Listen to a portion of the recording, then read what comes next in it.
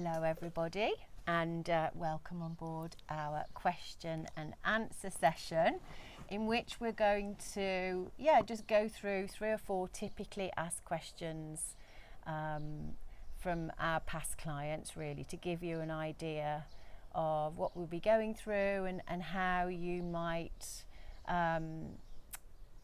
be more patient with yourself and accept the journey. So I hope these questions and answers help you.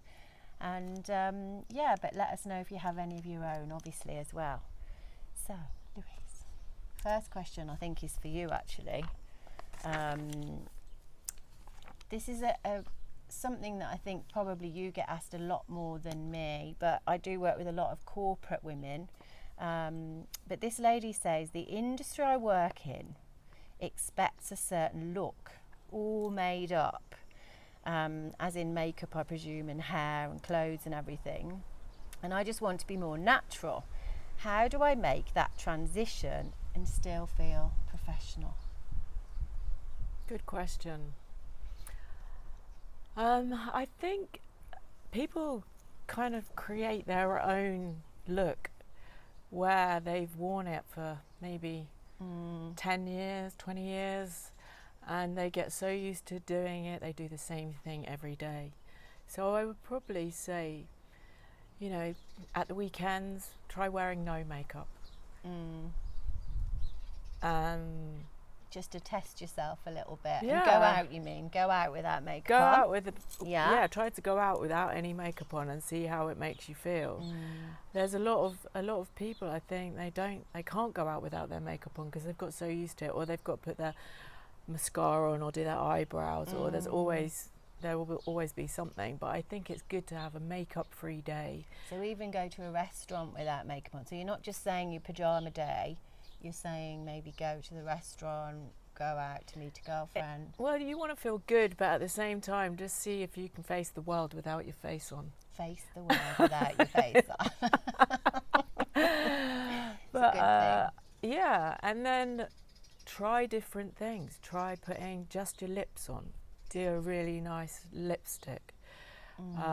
Or make your eyes up differently, or eyebrows and lips, but not the whole face. The way that you put your foundation on. Like women, I mean, you don't even need to wear foundation now unless you've got problems with your skin. I think that you can wear a highlighter, a concealer, just to cover up any red areas, under your eyes.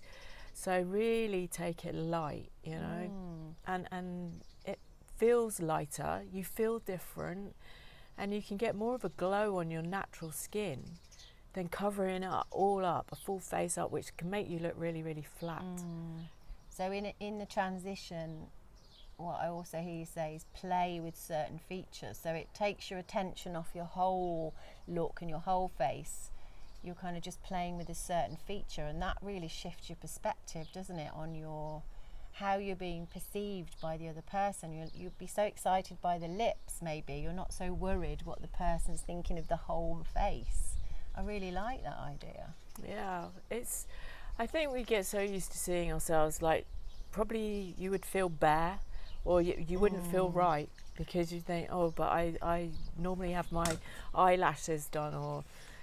So it's kind of getting used to seeing yourself in a different way. And if you just wear it with pride and you go out and people say, you look great, then you start to change that way of thinking about yourself. We are our own worst enemies when it comes to generally the way that we look. Yeah, it's like you're learning your face again as well, aren't you? And learning what you expect from yourself. Because quite often people don't notice. We think they notice so much more than they actually do as well. It's our own expectation, isn't it? So maybe that's the transition, is being more, Because people point creative. it out to you before you've ever seen anything. They're like, don't look at me. I'm just like, I don't know, I've done something wrong with my eyebrows or something. Yeah. You're like, I hadn't even noticed. Or they pay you a compliment and you go, no, because I haven't. I hate that one. I'm like, just say thank you to the compliment. Yeah, that's always the best way. Good. Yeah. Good. So just try a few tiny little changes, and that can change a lot of other things. and especially the way you think about wearing your own makeup, and it's not everybody else always. I think transition, yeah, it is like playing through the transition. I like that idea. And I know when I was, from my perspective, when I was in the corporate world, when I first started to be self-employed, I mean, I was in the creative industry, but I found actually when I looked different to everyone else, I got more work. I'd wear my jeans to work or some like sexy boots, and it gave me this zhuzh, and people would respect me more because I did look different to my industry. They would take more notice of me, that I had this bravery to stand out, or to not worry what they thought. It actually got me a lot more work. So Yeah, you've got to stand up and just like be proud to do that, and create change for yourself, and not worry what other people think. Definitely, because you're probably giving them permission as well, aren't you? Yeah. Thank you And very then much. yeah. Well, I have a question for you, Julie, too. Yes. Oh, I'm glad I'm going to be useful. You definitely are. This question came from Claire. Claire says, I don't even know who I am anymore. How do I know what I want? Gosh, I mean, isn't this true of so many women now who get lost in a role of some kind? You know, a mom or work, or you're having to be so many things to so many people. I can understand that question. So I don't know if she means specifically in her makeup and her look, or her whole entire being. Obviously I work with the inner being of somebody more than perhaps you do, although I'm sure the two are very connected, which is why we're here. But I would say an inspirational way to start is to find some role models of people that you admire or aspire to be like. So, you know, they could be a supermodel, they could be a newsreader, whoever. Perhaps somebody in the public eye, you think, I actually am moved by that person. I like their characteristics, or their dress, or their style in some way. And then dig a bit deeper and think, why is it that I'm interested in that person? Why are they resonating with me? Because probably they can teach you how to go to your next level. So I don't know this lady's specific personal details, but if she's attracted to, for example, I don't know, a presenter on TV, it could be because that person's values resonate with her. So starting with your values, who you want to be known, what you want to be known for, rather than focusing on the outside. Think about your natural energy, what you believe in, what your values are. And this is what a role model can help you do. It can help you realise, like, oh my goodness, that actually is who I want to be. It's what I stand for, but I don't show it in the outside world. So if you start by focusing on that, then naturally what you look like will blossom, if that makes sense. Does that make sense? Yeah, definitely. Yeah, I think that you've got to know those bits that make you feel good. Like when you're getting dressed, when you put that on, do you feel good in that, or do you not? So feeling good, yeah, you get the feel good factor from things, and it's probably good for you. It's probably right. It's like listening to yourself more, isn't it? Yeah. So in my way of looking at the role model, you're saying, why am I admiring that? What is it about that person that inspires me? And then what makes me feel good? So rather than focusing on the physical look, focus on the feeling and the values and what makes you sparkle, what makes you shine, what makes you shine, I guess. Yeah, so what was the question again? How do I don't know who I am. Yeah, how do I know what I want? So what makes you feel good? Who makes you feel good? Get into the feeling first of all. And then, to be honest, this journey will take you on a process. It's like I say, catch a thermal. Sometimes, like a bird catches warm air. By getting a feel good, you catch a thermal, and then you can fly higher. Does that make sense? You catch a sense of what makes you feel good, and then you start reflecting on that during this journey. You'll get a sense of how to bring that into the world. It is like becoming a butterfly and showing those true colours And those true colours are about your joy, your bliss, your nature, what you want to bring into the world. You start bringing those energetic colours through into your clothes, into your makeup, into your home, and then you start remembering who you are, because it's natural, isn't it? Yeah. It's your nature usually. Yeah. Well, it's starting to listen to yourself, isn't it? Yeah. The things that you like, the things that you love, and yeah, what makes you feel good. Things that inspire, like inspire is and enjoy. It's all about, well, enjoy literally means in God. So I always say it's like your true given divine blueprint, your true nature comes through. It's like the peacock that suddenly has all the feathers. This is his true nature coming out.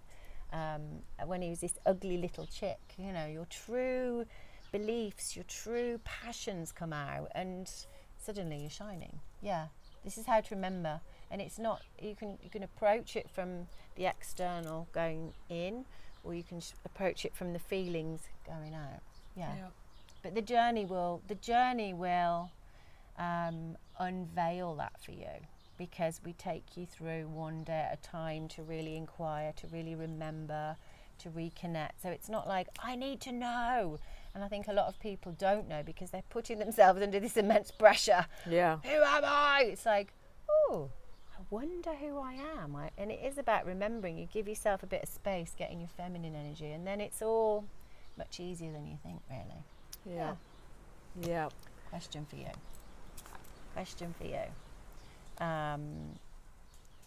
So I presume this lady is a little bit similar to what we've been talking about, actually, like in a rush to get there. So she's saying, how do I connect with myself softly to be patient with the journey? So she tends to, rush out the house. Everything's got to be now. She's making the most of the time. She's speeding everywhere, I guess. So how does she connect softly with herself? She wants to be more patient. I think you've got to give yourself time, haven't you? It's that sitting still, back to like listening to yourself, listening into the way that you feel, what your question was. But, just sitting there, like in a meditation, you don't have to be meditating. And when you sit quietly, you can hear stuff. Oh, everything's blowing. The wind's come up. Something's listening to us. That's the way. Yeah. So, and in the beauty side of it, is like putting a mask on your face. Get up, put a mask on your face, be kind to yourself, listen to... And you don't, in the morning, you do. I think I always think of putting on a mask at night. I never think of that in the morning, curiously. That's a good idea. Well, if you're going to put makeup on, your skin looks great if you've put a mask on, and then a spritz, and it all closes down all the pores on, so you've got a great base to put your and you have that time to do that. I find myself getting up earlier and earlier to do the things that I want to do, because I want to create that time for me time, and also your phone doesn't go off. Mornings are much more gentle usually. Yeah, the mornings are great for for me time, training, for if it's like for meditating, for training, for like doing a few treatments. I mean, the evening for me is more that me time would be to have a bath, or just to sit and have the candles or the fire and that kind of time. But I think a lot of people that at night as well, they are, watching TV and then saying they've got no time. So from my experience working with the busiest people with the most amount of children, there's always time. It's just what you're doing with it, and it's your priorities, isn't it? So I think during this journey we'll give you space to really prioritize. So you can keep saying I don't have time, or I can't be gentle with myself. But if it becomes a priority and then you start scheduling it in, you'd be surprised how quickly a new routine starts to form, and your children, your partner, your friends, your colleagues, they're all going to benefit because you're going to be so much happier. And I think a lot of women feel it's very selfish to do that. to be soft with myself. We've not had that inner connection to ourselves, or maybe even with other women. Women can be so in their male energy now, can't they? So as you give yourself time, reprioritize, make your intentions really clear for yourself about the journey, it will come. It will come. Looking at what you do with your time, looking at how you treat yourself during this time, it will come to light very clearly why your life is as it is on the outside, because of that relationship to self. Being hard on yourself, I say, is like the cocoon self. So if you really are intent on becoming this butterfly on this journey, then trust the pathway, the airway that we're giving you of these 21 days, that it is designed to hold you safely, to let go of some of those hard edges which you've built up to protect yourself. So being hard on yourself is also a defense mechanism, so it takes a lot of courage to be soft. So don't underestimate how brave you are to be on this journey, and know that both of us very well know that journey. We're still letting go of layers. I think I can say from myself, and that it may not happen this moon cycle. I work with moon cycles. I say often to people, it may take many moons, and it can take a long time to change. But if you just keep giving that to yourself, give yourself time instead of taking it from yourself, then it will happen. It's happened for both of us, and it continues to. So and it's an onward journey. It's an onward journey. It's part of, for me, it's the whole life thing. That's kind of what makes it interesting. And all of these things don't have to take ages either, putting a cream on your body, or doing a facial, doing anything that doesn't take loads of time. 5 minutes every day. 5 minutes. And it mounts up, doesn't it? If you've done something every day, it's the same with yoga and other things that make you shine. If you do a little bit every day, it's better than going on a yoga retreat once a year for a week and then doing nothing all year. It's like if you do a little tiny bit every day, that's the biggest transformation. The amount of women I speak to, men and women, but generally women, and that you will say to them something about a product.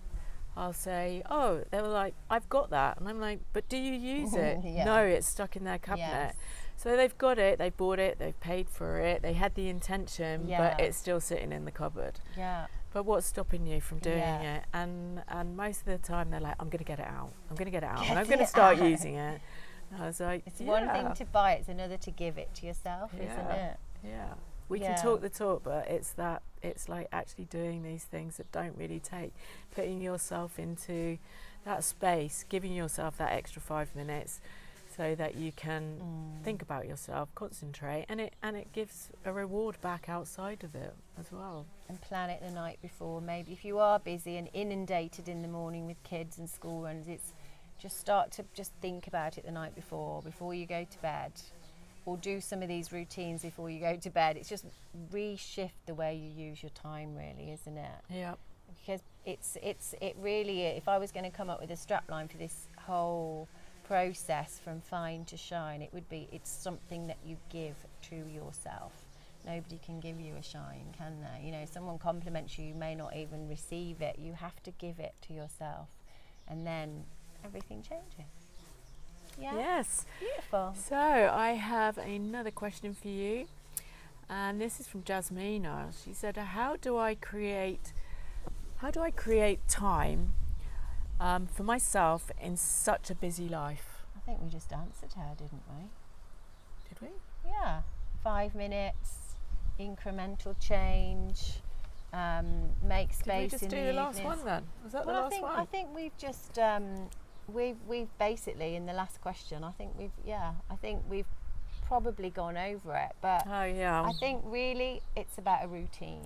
And if you see yourself like a tree that wants to fruit, and this course is all about fruiting, butterflying, then a tree has really deep roots. So I would say to you that have a look at your routine and we did touch on it actually in the last question, but really think about all those areas of your life that need your constant attention. And I don't mean feeding the kids or washing the car or brushing your teeth. I mean the things that are likely to help you shine. So it's making a routine for hydration, making a routine for cleansing, for exfoliating, for some kind of movement.